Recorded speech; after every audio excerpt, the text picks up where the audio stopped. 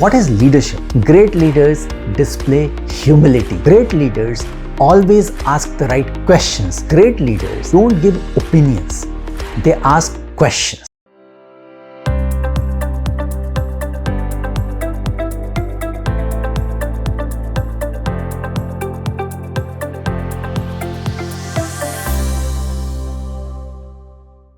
We all want to become successful in our life and career. In our corporate journey, we all want to become great leaders. But what is leadership? There are so many books which have got written on leadership. In management, leadership is actually taught. But there are some very small actions that if you follow on regular basis, you can become a good leader. And that's what I have seen in my career. By practicing some of these things, I have personally been able to become a good leader, and I have coached so many people through these small activities, through these small tips, and helped them become a great leader.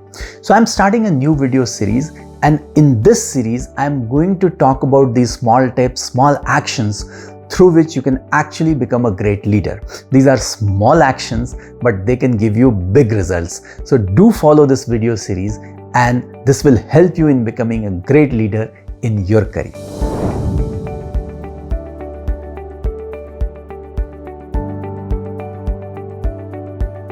Hi, my name is Anjani Kuumar and welcome to my channel.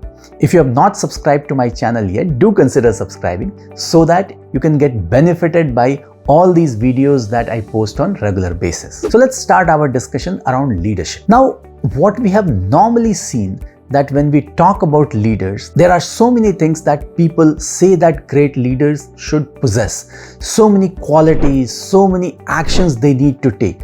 But let's talk about some very small actions, very small things that if you keep in mind on a regular basis, then it will help you gradually improve your level of leadership, and then that will ultimately help you in becoming successful in your life and career. So let's talk about the first thing.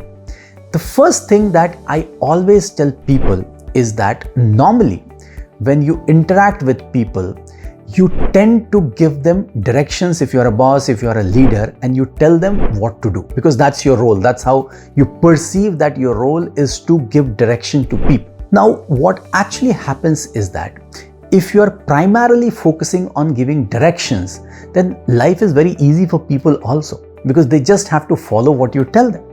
But in real leadership, it works the other way. Great leaders always speak last. That's the principle. Now, how it helps?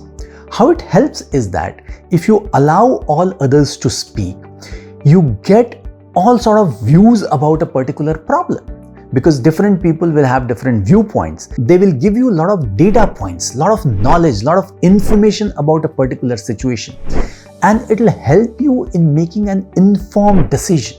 So from your perspective, you are collecting data, because without that, if you are taking a decision, being a leader, being in the position that you are, and you have a right to take certain decisions, but by this process, by speaking last, you collect information, you collect data, you collect viewpoints, and that makes the whole decision-making process more richer. So from your perspective, it helps you that way. From the perspective of people who work with you, it gives them a feeling that they are getting heard. They have a voice. They participate in the decision-making process. That's very important, because that brings in engagement. That gets them a feeling that they are empowered to take decisions.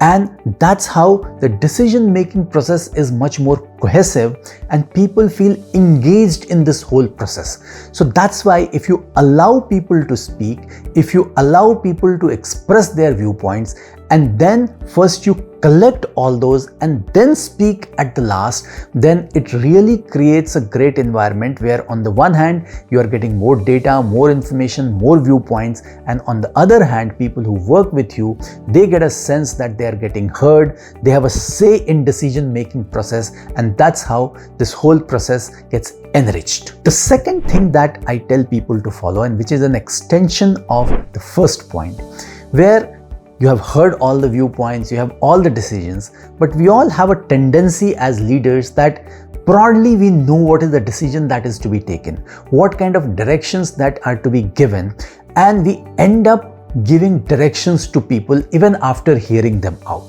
But that does not help. So the second principle is people who are great leaders, they don't give opinions. They ask questions. Now, how does it help? It helps in the process where by asking the right questions, you clarify a certain situation. You don't impose your viewpoint. You hear all the viewpoints and you ask the right questions and take the whole decision-making process to a level where everybody understands that what is the right thing to do. It's not an easy process because giving an opinion is the easiest thing. But taking the team to a particular decision by asking the right questions is not easy, it's very difficult.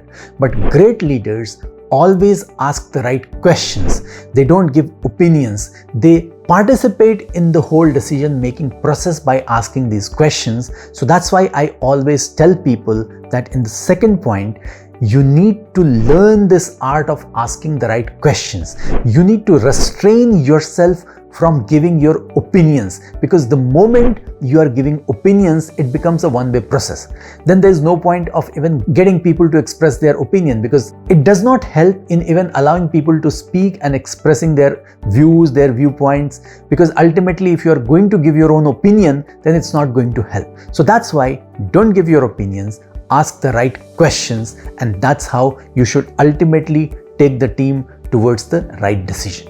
Now the third thing is very interesting and which happens on regular basis, because if you are in the chair of a leader, now the tendency is that you start believing that you are much smarter than others, and you have a desire, inherent desire to show this smartness to people. But great leaders don't need to show people that they are smart. In fact, the core thing that they need to focus on is making other people who work with them even smarter.